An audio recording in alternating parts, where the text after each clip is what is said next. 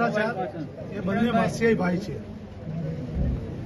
જે રીતે અમદાવાદ શહેરમાં પડેલો વરસાદ, ડ્રેનેજના પ્રશ્નો, રોડના પ્રશ્નો, બ્રિજના પ્રશ્નો, આ પ્રશ્નો તો ઉભા જ છે।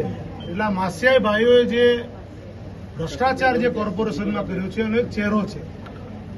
તમે વિચાર કરો કે 2200 આવાસો બનાવવા માટે કેન્દ્ર સરકાર એટલે યુપીએ કોંગ્રેસની સરકાર વખતે 2200 આવાસો બનાવવા માટેની ગ્રાન્ટ આપવામાં આવી હતી। જે ગ્રાન્ટને આધીને આવાસો બન્યા, આવાસો નબળી કક્ષાના આવાસો હતા। આવાસો ગરીબ માણસોને જે ફાળવવા જોઈએ, ગરીબ માણસોને આવાસો ફાળવવામાં આવ્યા નહીં અને બંધ બારણે પાછલા દરવાજે કોઈને પણ ગંધ આવ્યા સિવાય એ આવાસો તોડવાનું કામ કર્યું। અને હંમેશા પાછલા બારણે જયારે આવાસો તોડવાનું કામ થયું છે ચોક્કસ કહેવાય કે ભારતીય જનતા પાર્ટીના હોદ્દેદારો અને કોર્પોરેશનમાં બેસતા બાબુઓએ આમાં લખલૂટ ભ્રષ્ટાચાર કર્યો છે। અને ભ્રષ્ટાચાર કર્યો હોય તો જ એ લોકો કોઈ સંજોગોમાં ઓપનલી આ લોકો બોલી ના શક્યા। અને આ મુદ્દો પ્રજાના પ્રશ્નોનો મુદ્દો છે। કેન્દ્ર સરકારે આપેલી જયારે ગ્રાન્ટ હોય ત્યારે એ ગ્રાન્ટ ગુજરાત સરકાર થ્રુ કોર્પોરેશનને મળતી હોય છે, શહેરી વિકાસ વિભાગ દ્વારા। અને જે રીતનો આ મુદ્દો ઉત્પન્ન થયો છે ત્યારે આવનારી વિધાનસભાની અંદર પણ આજે 2200 મકાનો જે બાંધવા માટેની ગ્રાન્ટ આપવામાં આવી હતી, કેટલી ગ્રાન્ટ હતી, કેટલા મકાનો હતા, કેમ આપવામાં નથી આવ્યા, અને 12 વર્ષની અંદર જ આ મકાનો તોડવાના શું કારણો, અને કયા બાબુઓ, કયા ભાજપના હોદ્દેદારો અને કયા કોન્ટ્રાક્ટર સામે પોલીસ ફરિયાદ થઈને એ લોકોને એરેસ્ટ કરવામાં આવ્યા છે, આ તમામ ગંભીર બાબતોના પ્રશ્નો કોંગ્રેસ પાર્ટી દ્વારા વિધાનસભાની અંદર પણ પૂછવામાં આવશે। પણ ભારતીય જનતા પાર્ટીનો ભ્રષ્ટાચારનો જે ચહેરો છે એ ચહેરા પર આજે બીજી એક સાઇન, ગરીબોને દૂર કરવાની વાત કરનારા લોકો, ગરીબોને આવાસ આપવાની વાત કરનારા ભારતીય જનતા પાર્ટીના લોકોએ ગરીબોના આવાસમાં જ ભ્રષ્ટાચાર કર્યો છે, આજે સ્પષ્ટપણે દેખાઈ આવે છે। મોટા અધિકારીઓ છે તેઓ આ મામલે સંડોવાયેલા છે, પણ તેમના વિરુદ્ધ એક્શન પણ લેવાશે, કારણ કે હાટકેશ્વર બ્રિજમાં એવું થયું કે નથી થયું એ પણ બધા જોઈ રહ્યા છે। જે રીતે દારૂ પીનારો વ્યક્તિ હોય એને રોડ પર પોલીસ પકડી જાય, પણ જે અડ્ડો ચલાવતો હોય એને પોલીસ પકડવા જતી રહે કે એને હપ્તા મળે છે। અને સેમ એ બ્રિજની વાત હોય કે આવાસની વાત હોય, એ જે નાનો પોટલી પીતો અધિકારી કે કોઈ કશે કોન્ટ્રાક્ટર એને પકડવામાં આવશે, પણ જે અડ્ડા ચલાવે છે એટલે જે મોટા મગરમચ્છો છે એ મગરમચ્છોને ભારતીય જનતા પાર્ટી પકડશે નહીં। અને એટલા માટે નહીં પકડે કે મગરમચ્છો પણ ભારતીય જનતા પાર્ટીના હોદ્દેદારો જ છે।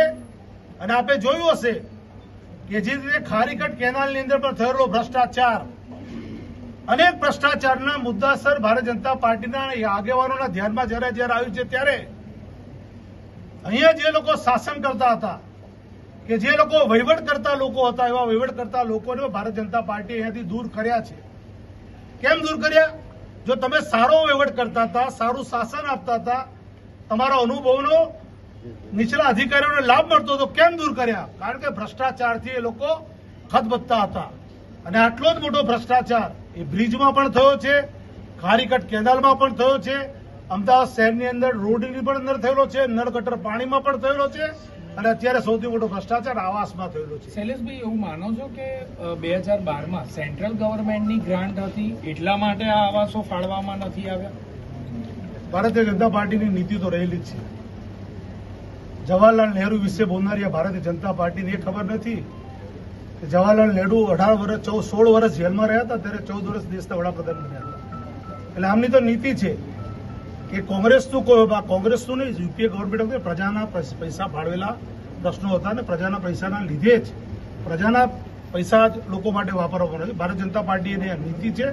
પણ એની કરતા પણ ઊંડાણમાં તમે જશો કે વટવાની અંદર કયા સંજોગોમાં કયા વર્ગના લોકોને, કયા સમાજના લોકોને આ રહેઠાણો ફાળવવામાં આવવાના હતા, એની હું પત્રકાર મિત્રોને હું તમને કહું, તમે તપાસ કરજો। અમે કહીશું તો એમ કે રાજકીય માણસ છે અને આક્ષેપ કરે છે।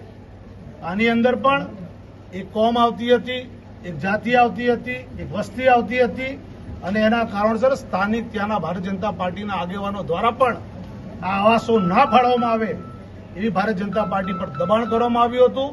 પણ ચોક્કસ અમે કહીએ છીએ કે જે જગ્યાએ આવાસો તોડ્યા છે એ જગ્યાએ આવાસો માટેની જગ્યાઓ છે, હેતુ પણ એના માટે નથી। અને એ જગ્યાએ ફરી પાછા આવાસો કોંગ્રેસ પાર્ટી માંગ કરીને તે આવાસો બનાવવાનું કામ પણ કોંગ્રેસ પાर्टी જ કરવામાં આવશે।